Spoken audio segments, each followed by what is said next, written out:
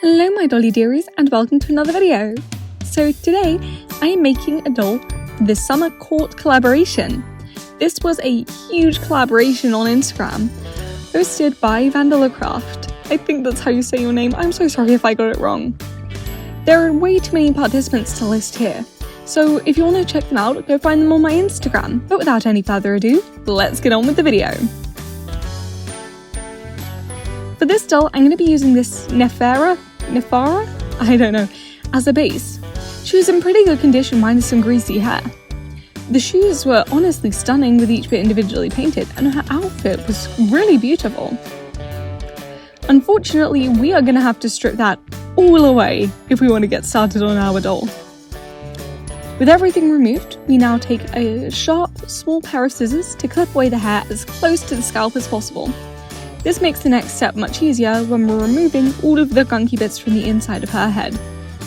Always try to get it as close to the scalp as possible, because pulling out the longer bits can be a bit of a bore, and you'll probably have to go back and clip them shorter anyway. Now that she's got her buzz cut, we're going to have to remove her head.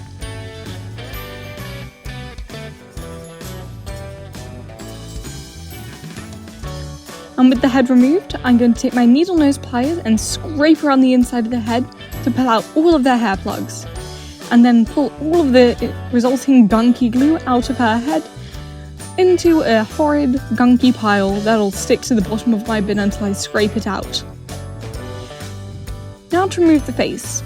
Take 100% acetone and use small sweeping motions to brush everything away. But now we can get started on the face up.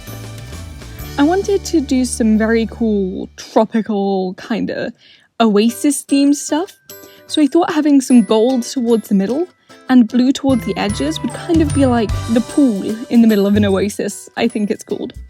I actually drew up a concept for her. This is it, just up here. It was only a brief concept, nothing too refined, so I could still do lots and lots of things as the project went on and just kind of go with the flow. But I knew that the orangey yellow to blue eyeshadow was a must. And I had a lot of fun with it. I have to do more gradient eyeshadow in future. It's a lot of fun to do with the pastels and makes one of the more boring stages a lot more fun. But then I do the rest that you normally do with the pastels, blushing the nose, cheeks, lips, and eventually the eyebrows, and giving her some very sharp cheekbones.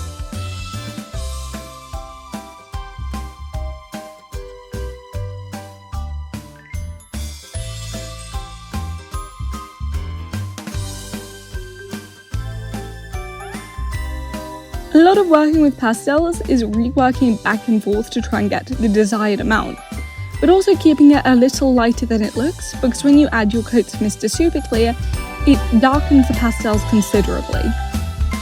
So always keep that in mind when doing your blushing.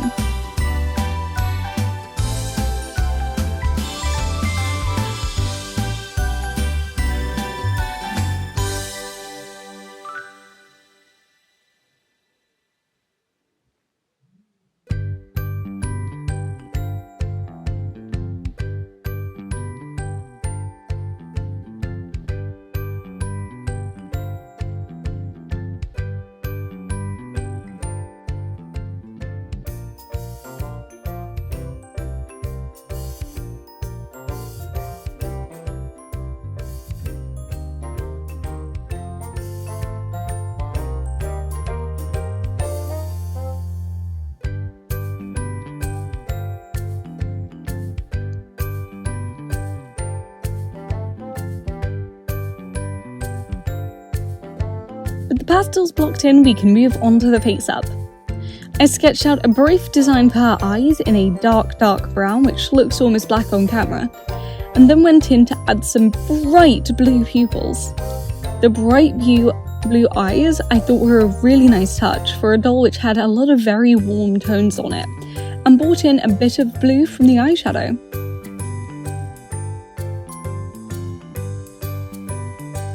I start sketching out the rough shape of her lips, trying to follow the lip mold as best as I can.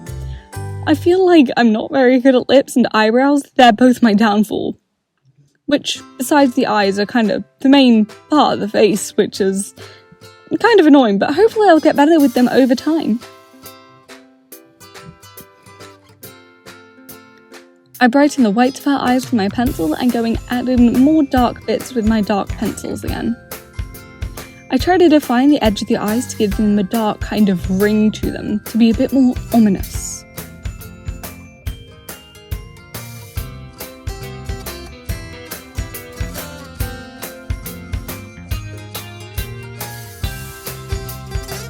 I then decide that I don't like the eyes and I'm going to erase them all.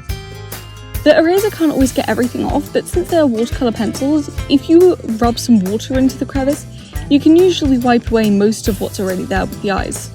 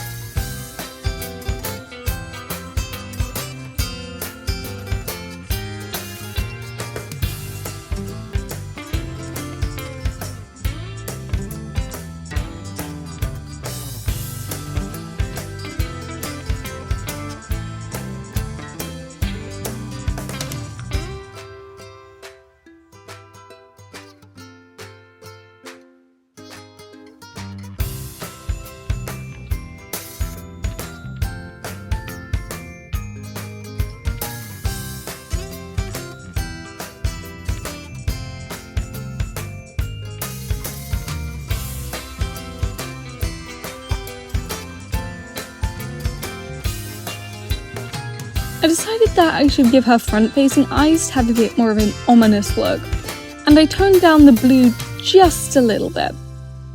I went into trying to brighten the eyeshadow again with the pastels, because I couldn't quite get the really pockiness of the yellow that I wanted.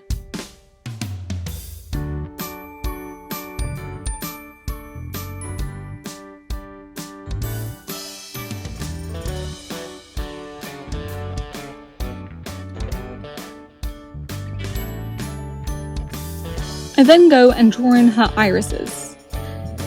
Pupils, even. God, I'm getting everything mixed up today. With a dark blue to try and make them stand out from the rest of her eye, which is kind of the point. I then go and darken the outside of her eyes with the dark blue as well.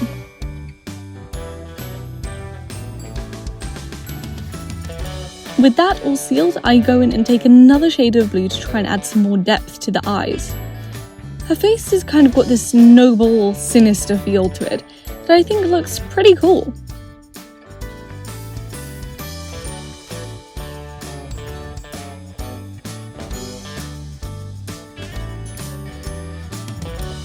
I then go and work some white into the bottom of her eyes. It never shows up completely white, but more adds lightness to whatever colour is there, which really helps if you don't have a light enough shade.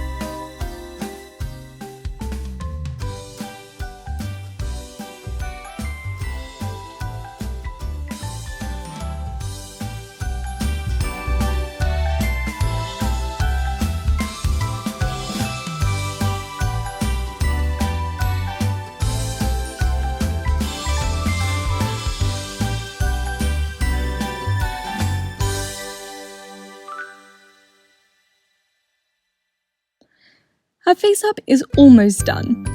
I thought I just absolutely had to add some blue shimmer dust to add some real pop to the eyes. I stroke on the teeniest bit of PVA and then add the blue dust on top. Careful to not get it into the irises. Pupils. God dang it, I keep on getting those two mixed up today. To add some real shine and glitter. I then go in and add some eye highlights using a small dot of white acrylic paint.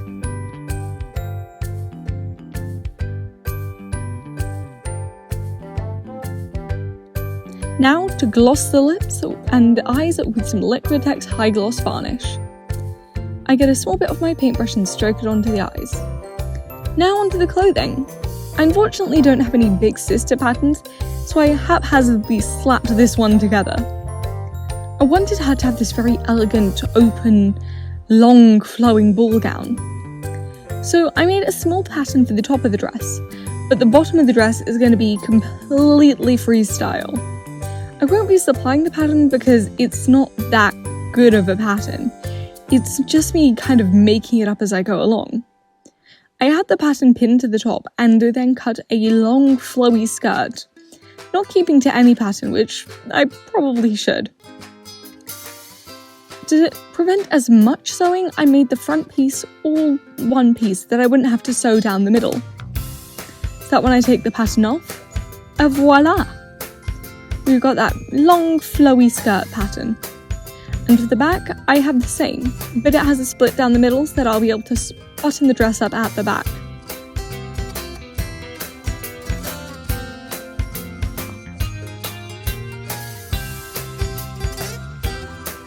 I then get to start on sewing everything.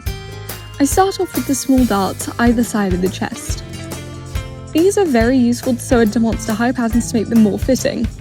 It's not as much of an essential on the normal Monster High dolls, but for the big sister dolls, you basically always need the dart.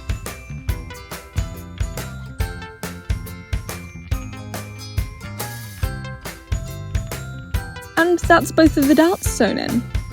And with the magic of editing, her dress is fully sewn. All that's left is to turn it inside out. Et voila!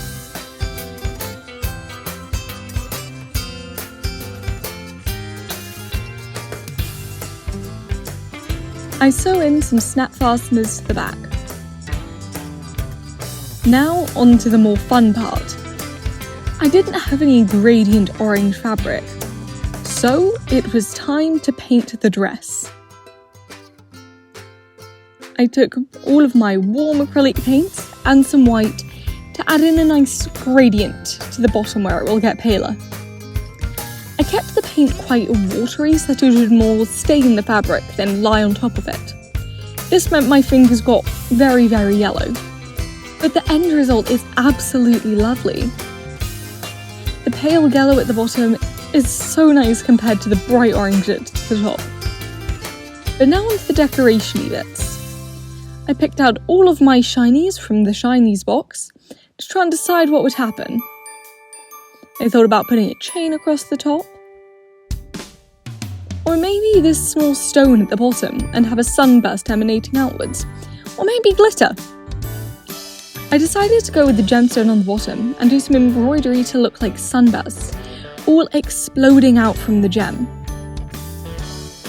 With the pattern mirrored on both sides and deciding that I was also going to put that small metal flowery bit at the bottom, we can get started. After a small while, I attached the gem at the bottom and the little metal bit as well. It kind of lies flat as a pool on the dress. And after about 8 hours, I did a lot of embroidery, alternating between 2 oranges. Now to erase all of the pencil lines. I added some glitter to the top of the dress as well, because it looked a bit bare compared to the elegant fireworks on the bottom. But the inside looks a complete and utter mess. But anyways, let's get on with the hair. I took some white wefts and dyed them brown using Sharpie, and painted her head brown. I then glued on all of the hair and styled it elegantly, shaking in a lot of glitter to add more shine. I then got some blue fabric and sewed that into a lining of the dress, so that all of the ugly embroidery doesn't show through. But I still felt that the middle of the dress was too plain, but we'll move on to that later. Now for the shoes. I make a paper mache cast, as always. And once dry, I cut them off the feet carefully.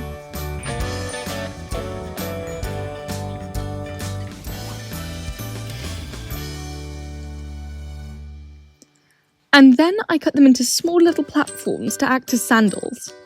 I paint them with a couple coats of gesso to try and cover up the newspapery look, and maybe hide a couple of the folds on the bottom.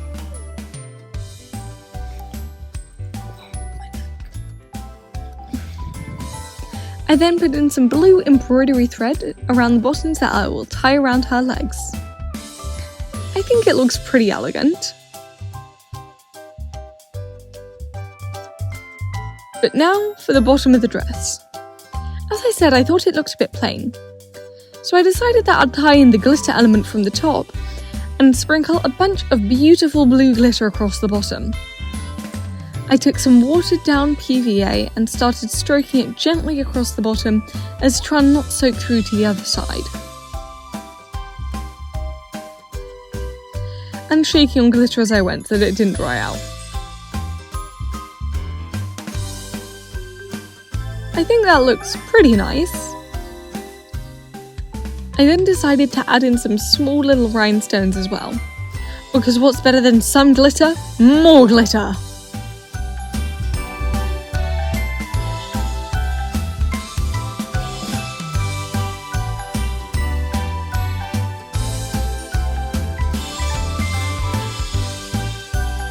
But that's this doll done. Time to reunite her head with the rest of her body. I gently squeeze her temples and push her head back on.